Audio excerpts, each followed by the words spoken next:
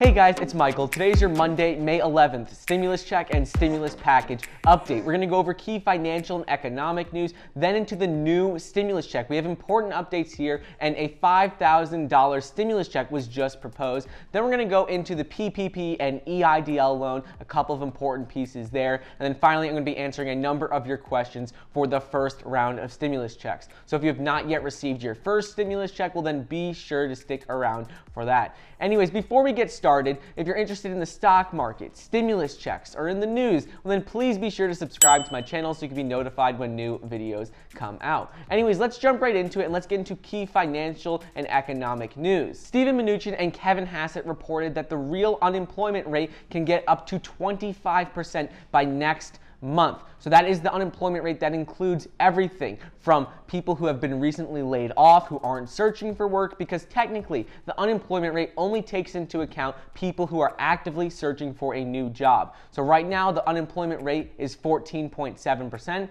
that doesn't take into account everyone. So according to Steven Mnuchin, they said that it can get up to 25% next month, which the last time we saw was during the Great Depression. Moving on, most states have started to open up in some shape or form, so that means that either barbershops or restaurants, something is starting to open up in each state. So if you want to see what your state is doing, be sure to check your local state government's website. Next up is Steven Mnuchin also had a comment about states reopening and the economy, and that is that it's going to get a lot worse before it gets better. They think that the economy and everything's going to go down significantly within the next month, and that May is going to be a really difficult month before things start to get better. Now let's get into the new stimulus check, because there's a couple of pieces of information there that I want to go over, especially with this $5,000 stimulus check that a lot of people have been hearing about, and I want to address a couple of concerns with that. But first, let's talk about the House Democrats and what is going on there. So there have been no new updates here. They're still currently working on a bill to be proposed, and it's going to have all of the money for state and local governments, for unemployment, and hopefully more rounds of stimulus checks.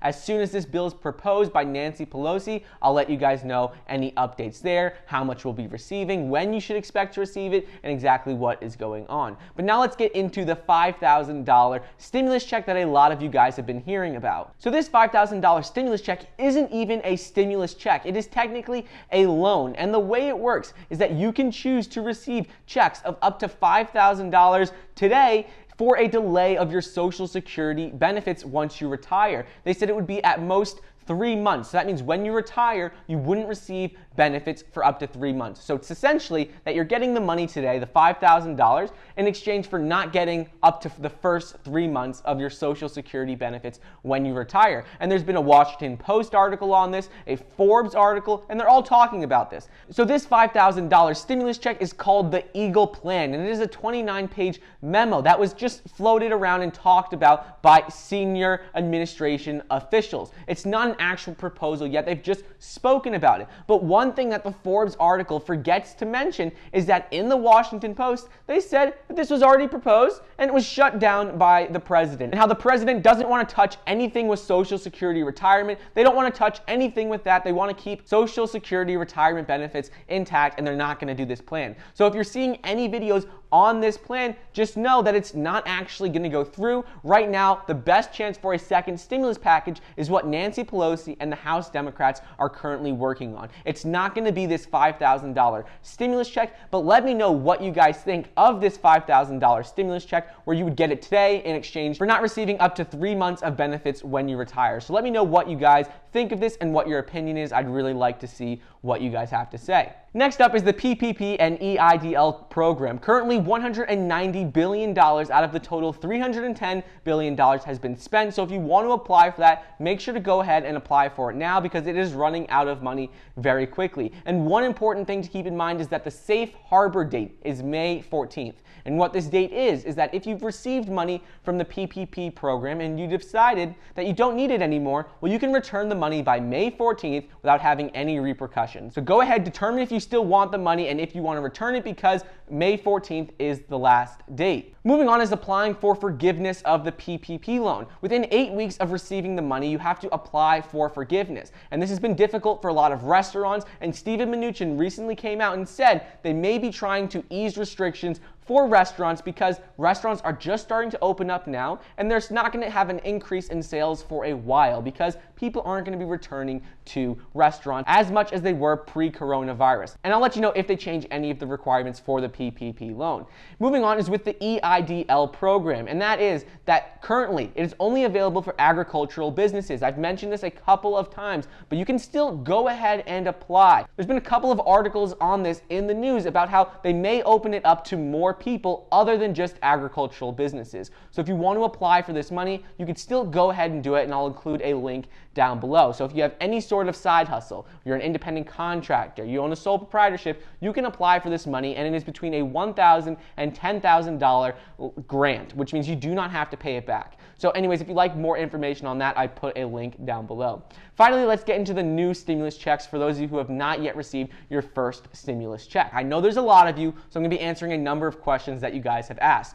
First off, we're going to start off with SSI and VA benefit recipients. If you receive SSI or VA benefit recipients, a lot of you will probably have a May 13th deposit date. I've been seeing a lot of comments down below for you guys receiving a May 13th deposit date. So go ahead, check the Get My Payment tool. If you don't have a May 13th date, there is nothing to worry about. According to the IRS, they are still working on sending these out, and it's supposed to be arriving in mid-May. So if you're not getting direct deposit or you don't have a May 13th date, don't worry, it says mid-May, and I'll keep you updated on that. And I know it's frustrating that they're telling us mid-May and they can't give us a specific date, but you just have to keep checking the Get My Payment tool and see what it says there.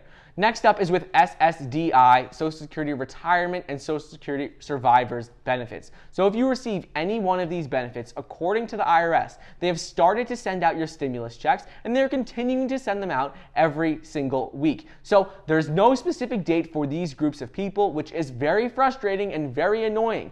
But as of right now, they just say that they are sending them out, and as long as you put all the information that you were supposed to fill out, well, then you're good. And if you receive any sort of benefits, you don't have to use the non-filers tool. You don't have to fill out anything. The only reason you would need to use the non-filers tool, and if you receive benefits, is if you have a dependent. So if you receive benefits and you have a dependent, well, then you were supposed to have used the non-filers tool. If you didn't use the non-filers tool, well, you'll still receive a stimulus check. You just won't receive the additional $500 for your dependent. Next up is a question I've been getting a lot, which is what do you do if you receive the wrong amount? So according to the IRS, if you receive the wrong amount, they will be sending you a letter in the mail 15 days after you received your stimulus check. And in this letter, it's going to say how much money was sent to you, where the money was sent to, and how to report any errors. So in this letter, you're going to follow the steps on how to report the errors, and you'll go ahead and do that in the letter.